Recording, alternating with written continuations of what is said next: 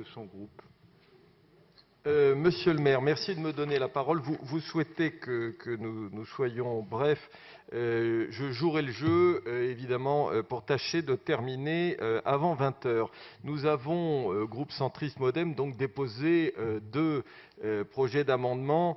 Je sais que vous les avez déjà tous lus attentivement. Par conséquent, contrairement à certains de mes prédécesseurs, je ne vous imposerai pas une lecture mot à mot d'un script et je vous dirai sincèrement ce que j'ai sur le cœur sur ces deux sujets.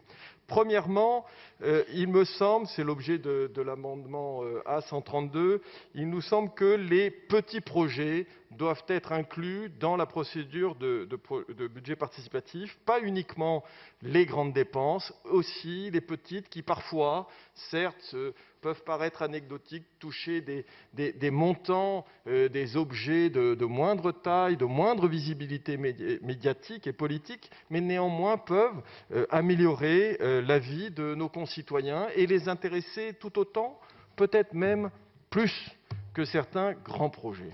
Et c'est la raison pour laquelle, à la fois à l'article 1, dans le premier principe, et deuxièmement à l'article 5, nous vous avons proposé des mentions en ce sens. Je continue d'aller le plus vite que je peux. Deuxième projet d'amendement, le A133.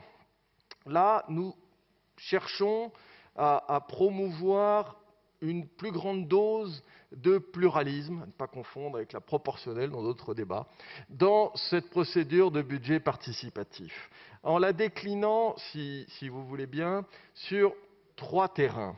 Primo, les thèmes. Deuxièmement, ce qu'on appelle la thématique annuelle, à ne pas confondre avec les différents projets qui la ventilent. Troisièmement, la composition de la commission. Un de mes prédécesseurs, M. Chiche, si je ne m'abuse, a justement dit tout à l'heure qu'un des enjeux de ce débat, c'est articuler démocratie représentative et démocratie participative.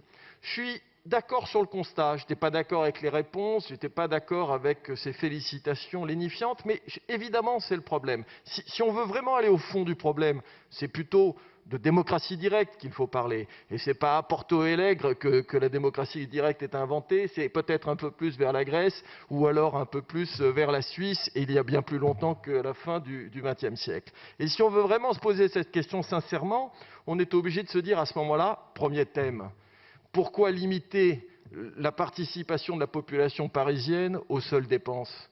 Est-ce que c'est comme si j'acceptais un débat où seules les voyelles pourraient être prononcées et pas les consonnes? Ou l'inverse, est-ce que c'est comme si j'avais un débat sur un compte de résultats et on ne parlerait que des charges et jamais des recettes, ou un bilan où seul le passif serait pertinent pour une démocratie participative, mais jamais les actifs? On voit bien que cette espèce de bonhomme participatif qui ne serait que sur une jambe, eh bien évidemment, c'est un cloche-pied. Ça ne fonctionne pas. Il me semble qu'un vrai débat qui prend la population au sérieux, elle lui donne toutes les cartes et elle lui permet de participer à tous les sujets. Bien entendu, il n'y a pas derrière notre proposition l'idée de saccager le débat budgétaire, de le rendre plus démagogique ou populiste qu'il ne doit l'être. Il ne s'agit pas de dire on va voter pour un budget à zéro. Si c'était votre crainte, moi je vous propose à ce moment-là de plafonner l'exercice, c'est-à-dire que pour chaque dépense, chacun doit identifier une économie pour qu'on maintienne en permanence un équilibre. Il ne s'agit pas de donner la parole aux jusqu'au-boutistes et un propos irresponsable. Mais il me semble que si vous voulez que les Parisiens fassent leur les réflexions budgétaires et partagent avec vous ces sujets, vous devez jouer le jeu complet, intégral de la démocratie directe et participative. Peut-être que ça compliquera un peu plus la vie de l'administration ici.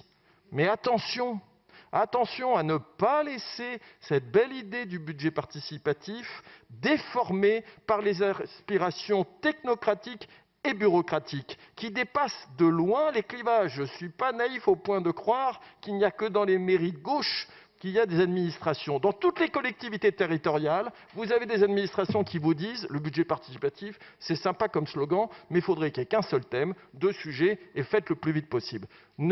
À mon avis, il faut résister à cette tentation. Deuxième point, la thématique annuelle. Là, on voit la main, pas très invisible, de l'administration. On a voulu imposer par le haut aux Parisiens un seul thème.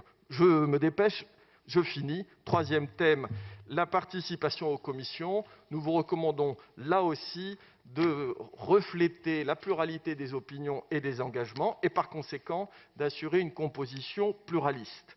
Mes chers collègues, monsieur le maire, j'en ai terminé. Vous avez compris mon propos. Plus de démocratie directe, moins d'administration.